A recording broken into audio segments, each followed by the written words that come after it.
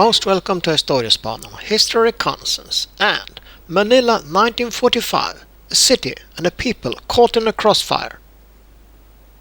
In 1942, the Commonwealth of the Philippines was an unincorporated territory of the United States. The plan was that it after a 10-year transition period would become an independent country. This process was violently interrupted by the Japanese occupation in 1942. Then followed 3 years of occupation and resistance until US forces and troops of the Philippine Commonwealth Army landed on Leyte in October 1944.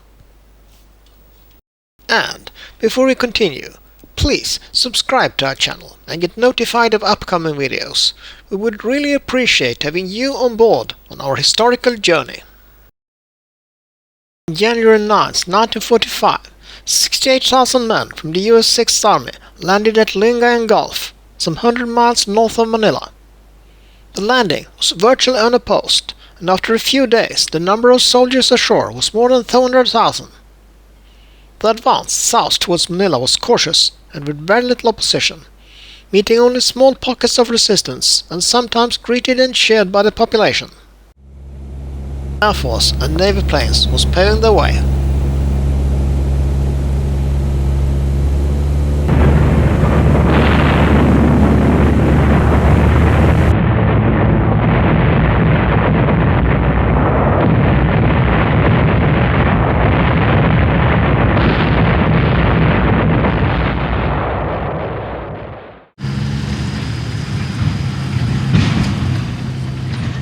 Going south towards Manila, there was still very little resistance, and the soldiers felt almost like tourists for a while.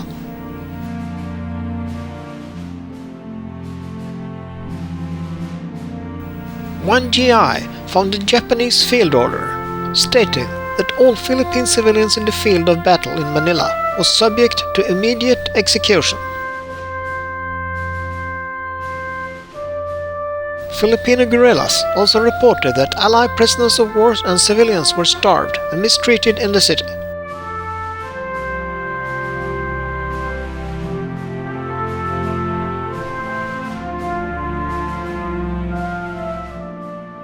Contact with the enemy at the outskirts of Manila was brief. The Japanese troops soon withdrew towards the city center. When the US troops reached further into the city and to the monument in Grace Park, the advance was slowed down by Japanese snipers.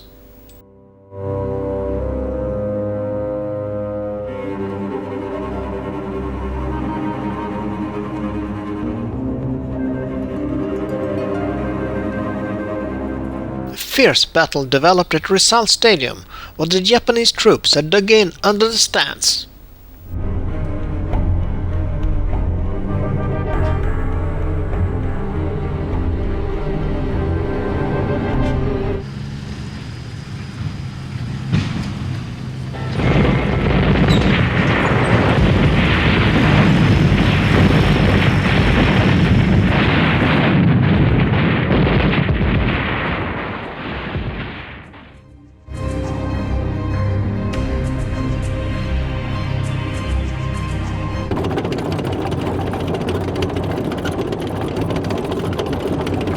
Then the troops raced to the University of Santo Tomas, liberating hundreds of American and Allied internees.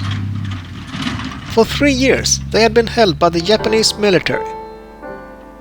Fortunately for the prisoners, there had been US Army and Navy nurses captured at Corregidor to care for them.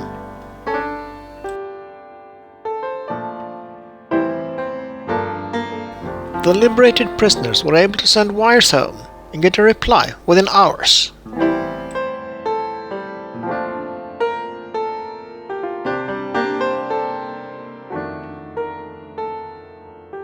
For the prisoners, the nightmare was over. For the city of Manila and its people, it had just begun.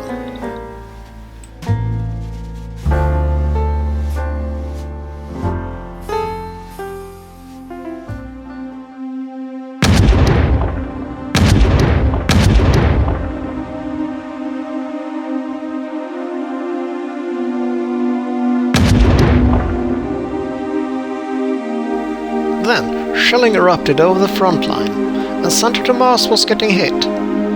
Internees that had survived 3 years as prisoners was killed by incoming fire. This continued for several days, while the seriously ill and injured were evacuated.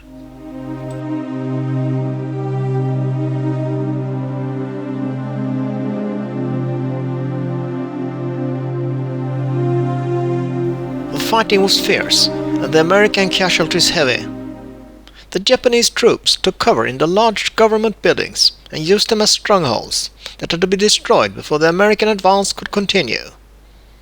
This was a Japanese delaying action to cover for a withdrawal across the Pasig River that divides Manila east to west. The advance was painfully slow through a maze of destroyed buildings, and the retreating Japanese troops blew up bridges as they withdrew. Barrels of gasoline and motor oil was used to set buildings on fire. The street fighting was intense, but the GIs kept pushing on towards the Pasig River.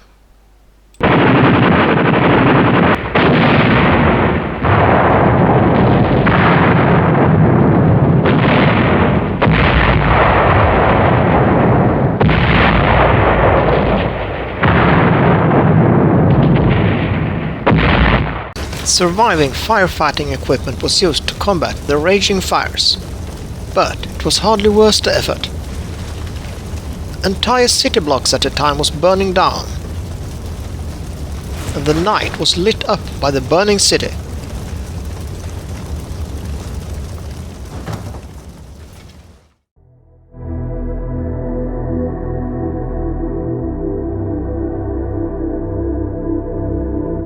The Battle of Manila had reached a decisive phase. The American forces were still north of the Pasig, and the Japanese, south of the river, were moving into the old walled part of the city, Intramuros.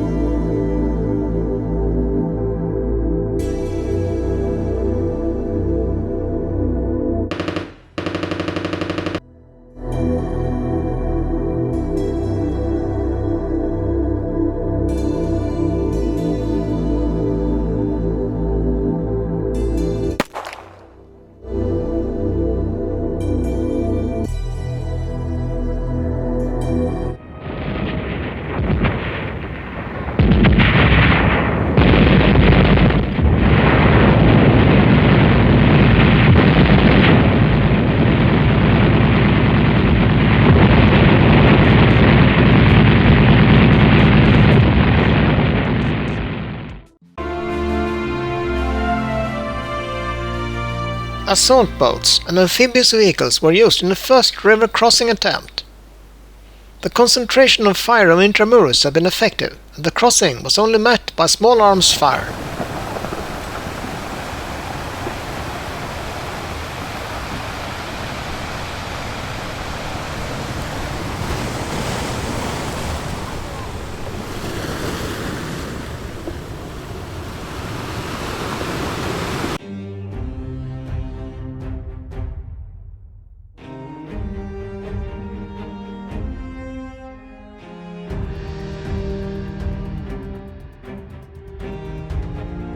Soon, American troops were pouring over the river and moving towards the 14-feet thick walls of Intramuros. Direct fire support was provided by artillery and tracked vehicles.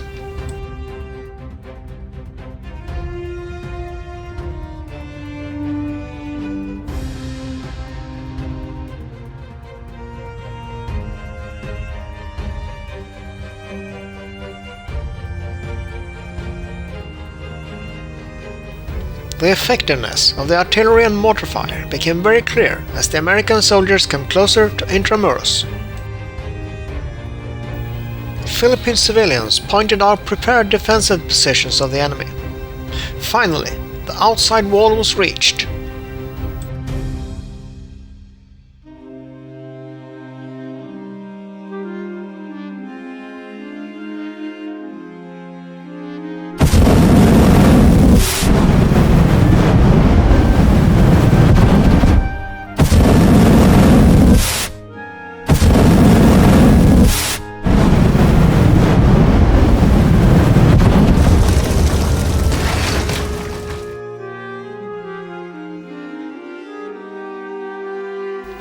Reaching these walls was no easy task, but once inside, opposition withered away.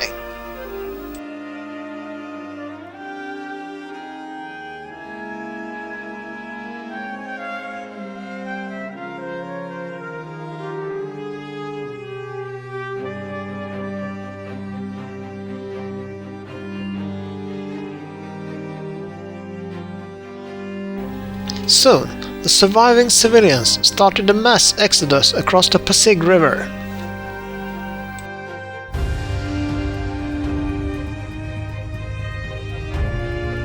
Manila became one of the most devastated capital cities in World War II, alongside Berlin and Warsaw.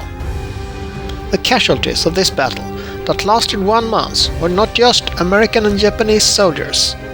So many Philippine inhabitants of Manila were caught in this turmoil. A staggering 100,000 civilians died in the Battle of Manila, either caught in the crossfire or directly killed by the Japanese forces. That's all, folks. Thanks for watching. Please like and subscribe.